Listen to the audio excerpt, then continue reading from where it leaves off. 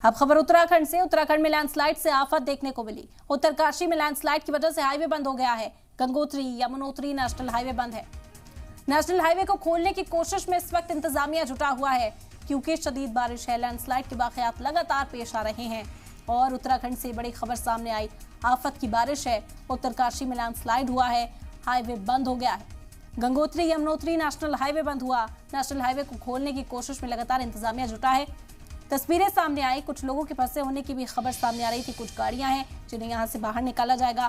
फिलहाल जानकारी यही मिल पा रही है कि गंगोत्री यमुनोत्री नेशनल हाईवे को बंद किया गया। लैंडस्लाइड के सबब जो मलबा था पहाड़ का, वो दरक कर नीचे आ गया है, जिसकी वजह से पूरी तरह से ये रास्ता बंद हो गया।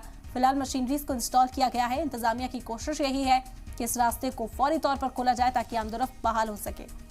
हालांकि मुसाफिरों को एडवाइजरी जारी कर दी गई है कि गंगोत्री यमुनोत्री नेशनल हाईवे का फिलहाल रुख ना किया जाए, क्योंकि यहां पर रास्ता बंद है। जो अल्टरनेट रास्ते हैं वहीं से अपना सफर तय करने की जो सलाह है वो दी जा रही है। कुछ लोग मौके पर मौजूद हैं और यहाँ पर जो फंसे मुसाफिर हैं, कोशिश यही है इंतजामिया की कि फौरी तौर पर मलबे को साफ किया जाए और इन्हें भी यहाँ से निकाला जा सके।